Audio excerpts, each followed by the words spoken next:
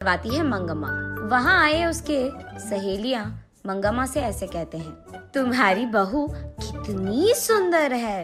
काली वसुधा को देख वो उसका मजाक उड़ाते हैं। हाँ हाँ, कितनी प्यारी लड़की है। वैसे भी मंगम्मा ना सुंदरता को थोड़ी देखती है, ऐसे कहते हैं। अरे हाँ मंगम्मा, तुम्हारी इतनी सुंदर बहू दहेज में कितना लाई है? हाँ, क्या दहेज, काय का दहेज?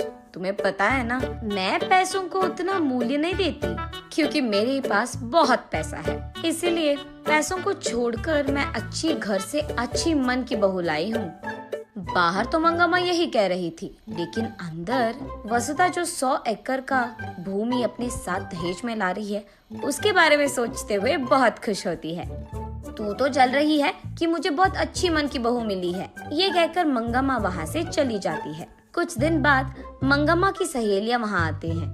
अरे रे, क्या हुआ मंगम्मा, इतनी अच्छी मन की बहू को इतना उल्टा सीधा कह रही हो? ऐसा क्या हो गया? हाँ, अच्छे मन को क्या खा जाऊंगी मैं? इसके बाप ने मुझे वचन दिया था कि वो 100 एकड़ का भूमि देगा मुझे, लेकिन शादी के बाद तो उसने सिर्फ 50 एकड़ दिया है, कुत्ता कहीं का। और मैं यहाँ सपने बुन रही कि इसके लाए हुए 100 एकड़ से मैं इस गांव का जमींदार बन जाऊंगी, लेकिन जैसे मैंने सोचा वैसे कुछ नहीं हुआ। ऐसे वो अपने सहेलियों के साथ उसका पूरा गुस्सा कह देती है। ये सब सुनकर मंगम्मा की सहेलियां अंदर ही अंदर बहुत खुश होते हैं और ये सोचते हैं कि अच्छा हुआ, इसको तो ऐसे होना ही था। लेकिन बाहर तो वो ऐसे कहते हैं, अरे रे मंगम्मा, चलो जो हो गया सो हो गया। वैसे इतनी अच्छी मन की भोली बहू और इतनी सुंदर बहू पाने के लिए ना लिखा होना चाहिए तुम्हारे जैसे। ऐसे हंसते हुए उसका मजाक उड़ाकर वहाँ से चले जाते हैं। छह, इस बहू के कारण ये लोग भी मेरा मजाक उड़ा रहे हैं, ऐसे चिढ़ जाती है। उसके कुछ दिन बाद मंगम्मा की एक रिश्तेदार उसके घर आती है।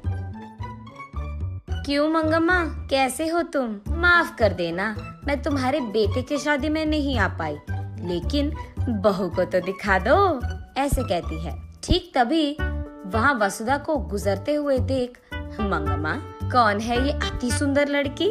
तब मंगम्मा जो कुछ भी हुआ उसे बताती है। ये सुनकर वो रिश्तेदार ऐसे कहती है, ये सब छोड़ो, कम से कम पोता पोती नसीब हुए क्या? हाँ हाँ, वही रह गया था, ऐसे गुस्से में कहती है मंगम्मा। हाँ, तो फिर और क्या सोच रही है मंगम्मा, इस कचरे को यहीं से भगा दो, उसके बाद तेरे बेटे के लिए ना एक अच्छी सुंदर बड़े घर की बेटी मैं लाऊंगी, ऐसे कहती है। वहीं खड़ी ये सब सुनती है वसुधा। वो दुर्गा माँ के पास जाकर ऐसे रोने लगती है। देवी, मैंने क्या पाप कर दिया? इस रंग में जन्म पाकर बचपन में ही तूने मुझे धोखा दे दिया। शादी के बाद मुझे बच्चे भी नसीब नहीं हुए। अब लग रहा है कि मेरी शादी भी टूट जाएगा। इनके पैसों की प्यास में क्या मेरी जिंदगी व्यर्थ हो जाएगी? ऐसे रोती रहती है। अगले दिन मंगम्मा के घर के सामने एक मुनि आता है और भवती भिक्षाम देही ऐसे पूछते हैं। ये सुनकर वसुधा एक थाली में सारे व्यंजनों को लगाकर उस मुनि के पास जा ही रही थी कि मंगम्मा ये देख,